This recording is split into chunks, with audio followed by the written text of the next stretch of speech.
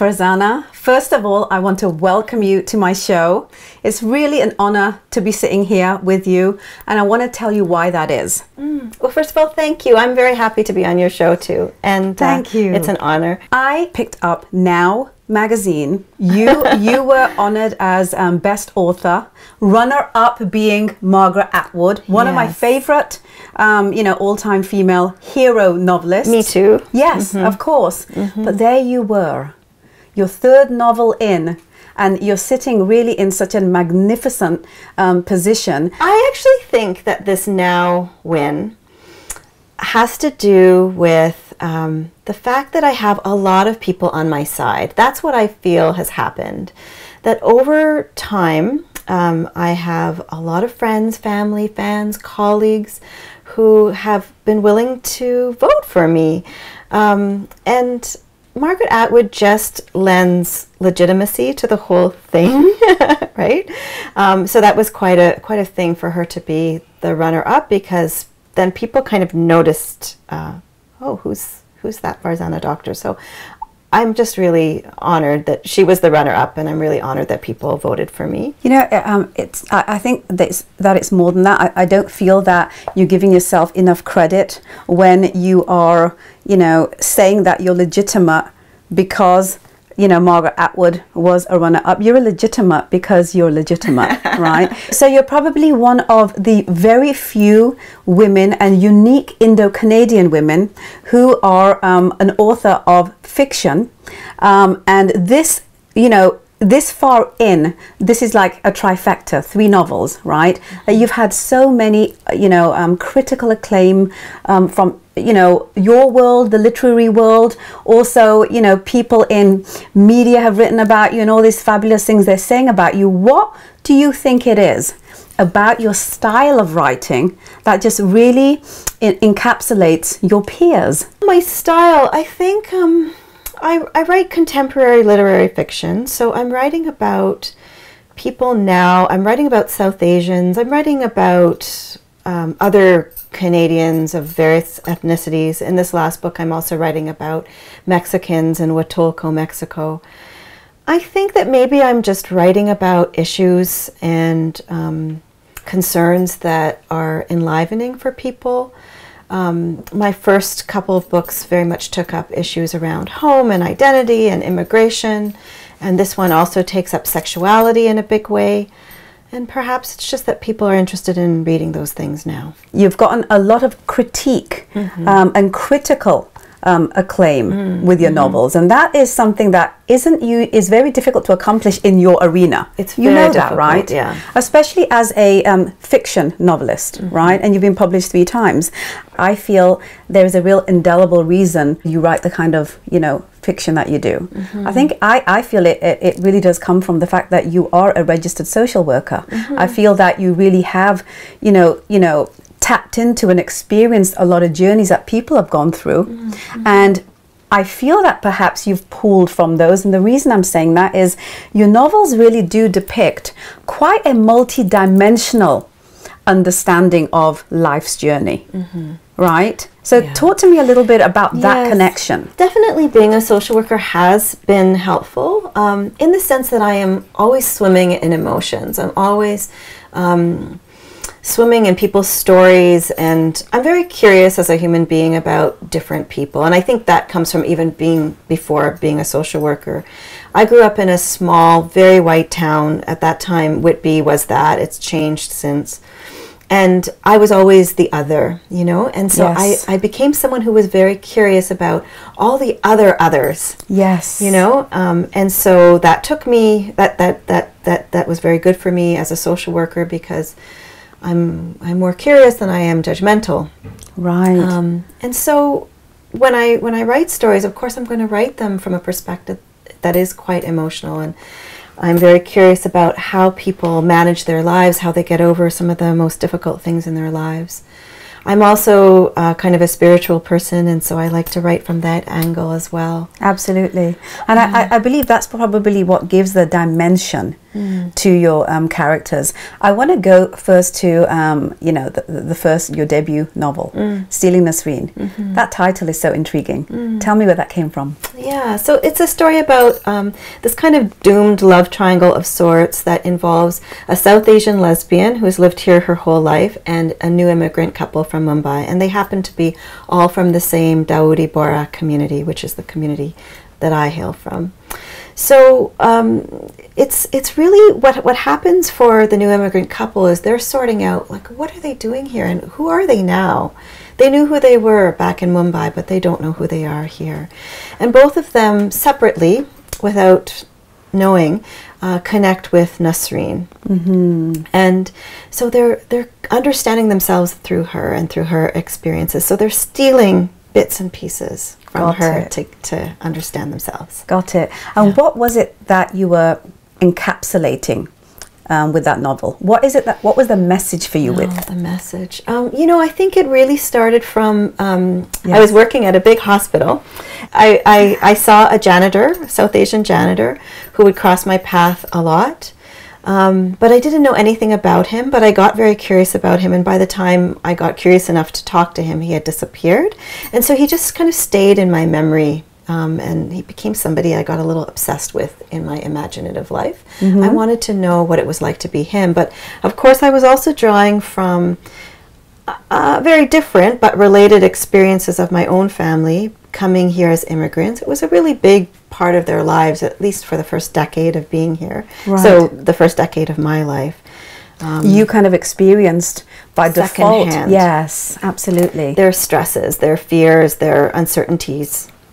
About what are they doing here and who are they here. In retrospect, when you look back, have you read it since, you know? I do you pick holes in it and say, oh my gosh, you know? Because a lot of a lot of authors do. Yes, I haven't read any of my novels since writing them, publishing, because you're just spending so much time with them. You're finished with them. Yeah, you're done. You've got your closure. But what I have found myself doing is, you know, you have to choose excerpts for public readings, and I always edit those excerpts. And I think, what was I thinking? There's word repetition here. What, you know, why didn't this get edited? So in hindsight, you look back and you think, what if I had written that book in a different tense? What if I had written, if I had added this other point of view, or if I had taken that character and developed her a little bit further? You always do that. But I do see these books as, you know, the best I could have done at that moment in time, and then let them go, because there's going to be another book to write. Absolutely. And I'm going to critique that one, you know, 5 years hence as well. So after reading, you know, going through the process with Stealing Nasreen, and you've heard what the critics have to say, you know what the public has had to say, you know what the sales have looked like and everything. Have those things factored into, you know, your preparation for the second novel? Unfortunately, yes. Okay. And it's unfortunate. And you say unfortunate. Tell me why. Yes, because, so the first novel, I didn't even know if I was going to finish it. It was just this organic writing process. I just sat down and I just wrote it from start to finish. I did some editing at the end, minor revisions at the end. It was unself-conscious. I even found myself writing the same scenes twice, and then having to take them out. So it was just flowing. Why'd you feel that happened? I think it was just all in me, and it just needed to come out. Yeah. That's what often people say with first novels. And then in the second novel, I had some of that experience, but I began to fuss a lot more and wonder what would people think. And I had heard critique from people. I'd heard Q&A, you know, questions that were challenging, and then I started to wonder, should I change this character? Should I change that character so that it would be more likable? So I had to really shut that stuff out. Yes, because that's a lot of noise to take in. It's a lot of noise when you're when you're going through a creative process, right? And it can block you. Yeah. And so when I found that by the time I was writing the third novel, wow, was I feeling self-conscious, and I had to really work very hard to finish that third novel. And it's the third novel, all-inclusive, that you've had the greatest critical acclaim with so far, is what I'm noticing, right? Do you feel, as an author, as a writer, as a creative being, as a woman, as someone that is journeying through life, do you feel that each process of writing and editing and going through what the masses and what the literary world feel about your work is kind of like your own way of experiencing from the outside? Like, do you feel that happens with you as you go through the process now that you're into your third novel? Or do you feel that you just keep it all outside? It's hard to keep it all outside, but I have learned to take some of it with a grain of salt. I've learned that not everyone is going to like every book, because I don't like every book. So I've learned to be a little bit more thick-skinned about all of that. What I did learn with the third novel, though, is that I have my own spiritual purpose for doing everything in my life, including writing books, and that may or may not connect with readers. It may or may not connect with the larger ethos, and I have to accept that. Yeah. So what I was reminded of when I was in a place of being quite blocked with this book was return to the source, and the source is comes from somewhere else. I know that I'm making my own choices as an author, of course. I'm using my own skill, but the stories come from somewhere else. You know, and I do this because I'm talking about the ether or ghosts. We as writers, we are sitting with spirits all of the time. Right. And so I really had to remember with this book that that's what I need to focus on, not so much this material world. Right, absolutely. And at the end of the day, everything in life's creative realm is up for grabs when it comes to perspectives and opinions. And, you know, you can either listen and think, you know, it's interesting they saw that from this, or you can say, well, you know, that's not what I meant. And I have a sense from your energy that, you know, you like to understand what it is that people are actually getting out of it, to see, you know, perhaps there's another dimension to what I wrote that I didn't see from a conscious space, you know? Yes. One thing that's coming to mind is I got some attention from the National Post. There's this thing called I think it's called the Reading Society. Yes. And they have something like 20 people, I think just ordinary folks from across the country who are readers, who will read the book, and then they're asked to write a short tweet and then send a question, and then I have to answer the questions. And I really saw from their questions, and I'm so thankful to them for reading the book, first of all. Yes. But I noticed that there were a variety of messages that they took in. So some people really focused on the sex. Yes. Some people really focused on the tragedy. Some people were focusing on the all-inclusive resort experience.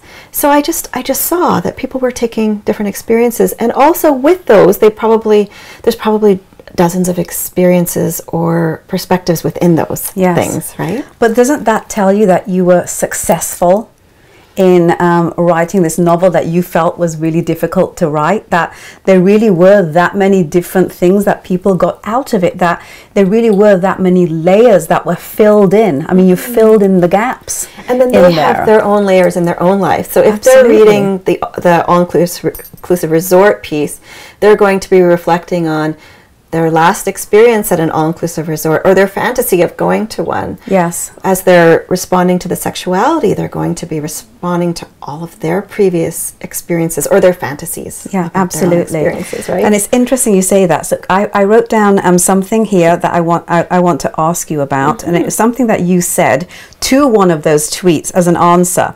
And you wrote down, I wanted to write a book that doesn't pathologize sex.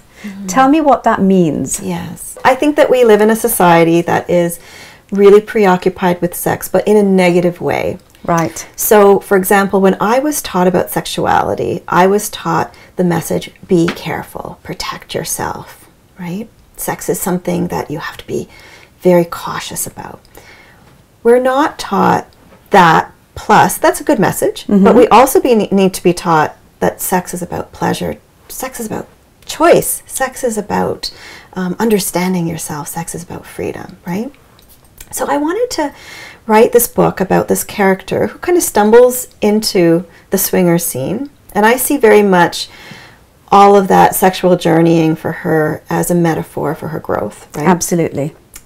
But I knew that it would be taken up in various ways. So one of the tweets was, oversexed resort worker, blah, blah, blah. And I read that one. And I thought, oversexed. That's so interesting that they think of her as oversexed. There's maybe 6 sex scenes in the whole book, right? So, you know.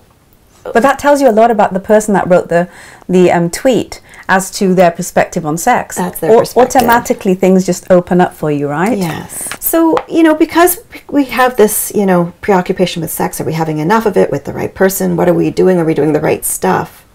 I thought it'd be really interesting to write about sexuality in a very direct way.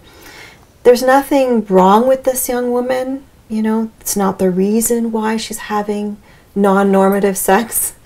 She's just kind of journeying. She's curious. She's living her life. And I wanted that to be how it would be taken up. Of course, I can't guarantee that that's not how it's always going to be taken up, but I wanted. But you can't be concerned with that. No, but I wanted people to question it a little bit. Yeah, absolutely. To be challenged by it. And so my question for you then, based on what you just said, and something that you just said a little earlier, is that, you know, this for you, with this character was a metaphor for her growth. Tell me a little bit about what you mean by that. Yeah, so she's this young woman who has gone to work in Mexico on a 3-year contract, mostly because she's trying to escape her life. She has had this on-again, off-again relationship that has been quite chaotic for her in Canada.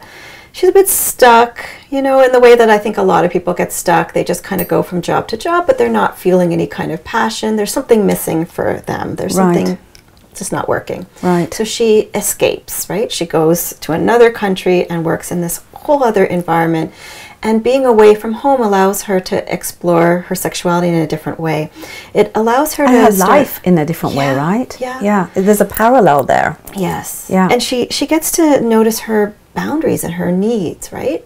And that's kind of a cool thing about putting your characters in unusual sexual experiences, right? They then have to respond, like, do I like this? Do I want to say no? Do I want to say yes? Yes. Like, what's going on for me? Yeah. Right? So that's what happens for her.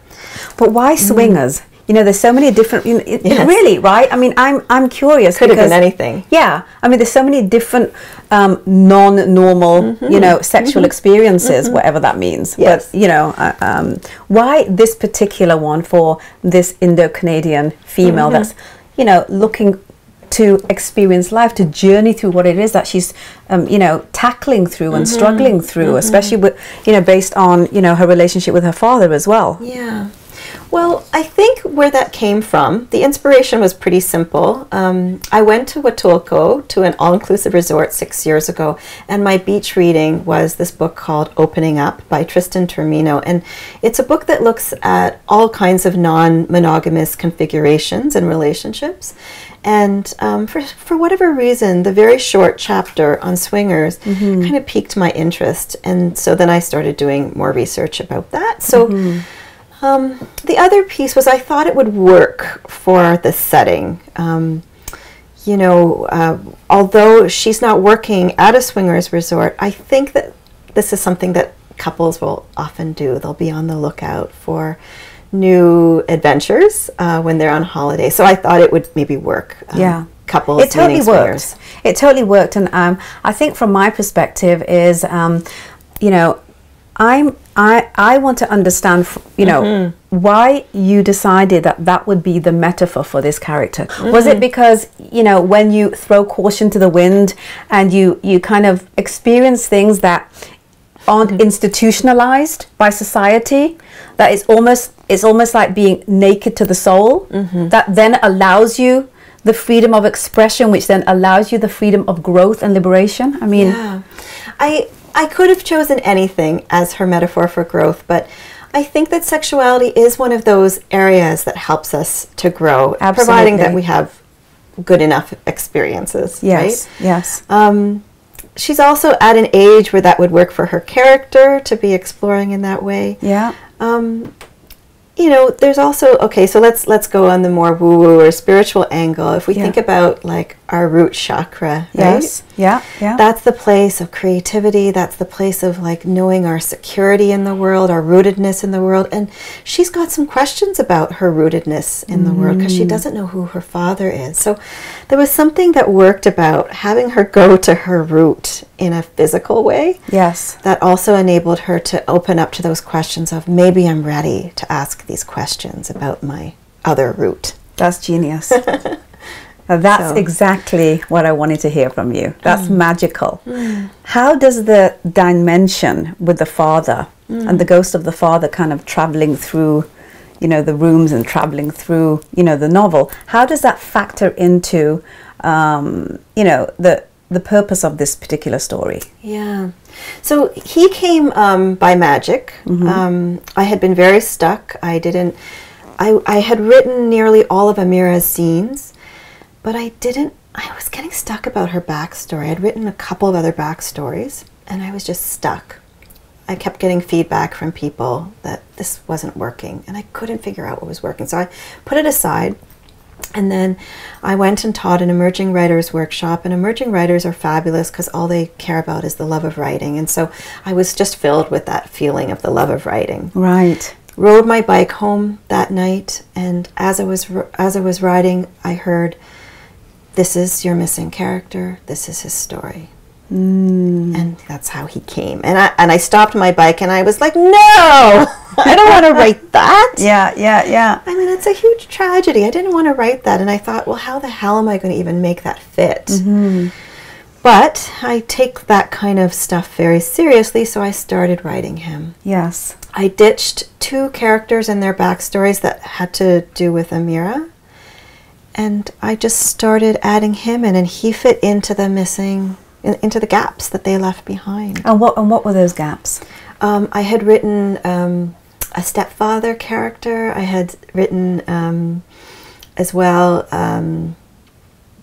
a sister, and they just weren't gelling. So they disappeared, and he swept in, and it just started to make sense. And I don't even know why that should have made any sense, but it just kind of, they started to intermingle.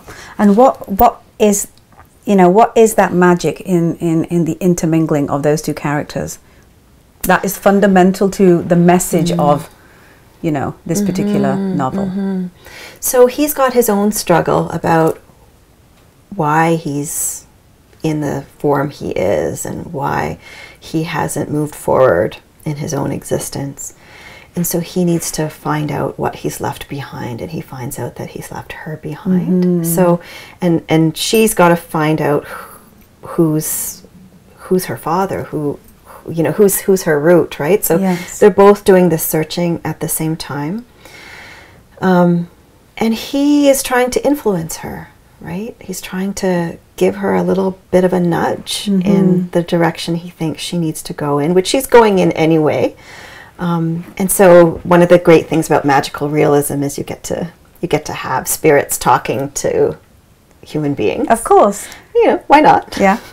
Well, who knows what is or is not anyway, right? Yes. We live in the conscious world. I mean, who knows what is in other realms and other, you know, conscious environments. And that's why I love writing magical realism, is you get to talk about this stuff. Yes, yes. Because it's hard to talk about in the rest of your life. You have to kind of figure out who's your audience. I talk about this quite freely, about where this character came from and the fact that authors are always sitting with spirits, but it's great to be able to incorporate it into the book. The other thing I wanted to ask you before we wrap up, Farzana, is have you ever thought about actually taking any or all of your 3 novels and turning them into a theatre production or turning them into, you know, a screenplay?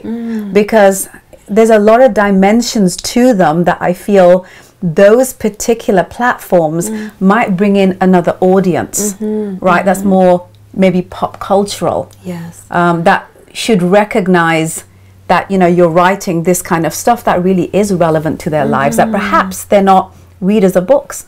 You know what my wish would be is for a filmmaker to pick up one of my books and decide that they really want to make a film, and I will help them with the screenwriting for sure. Yes. But I would love it. I would love to have them made into films. I see like a deeper meta on this. Yes. Will you call her for me? Yeah. Oh my gosh. Can I tell you? Like, have you sent your 3 novels over to Deepa Mehta or to Meera Nair or to any of these filmmakers that would resonate with this? I should do that. Yeah. Just do it. Yeah. What have you got to lose? And I have great respect for them. Top of mind, right? I believe in that, really. And divine timing. Yeah. Right? I'll do it. Yeah, absolutely. And you should do it, Why did you decide, and this is a really important question for me, as a social worker, to write books?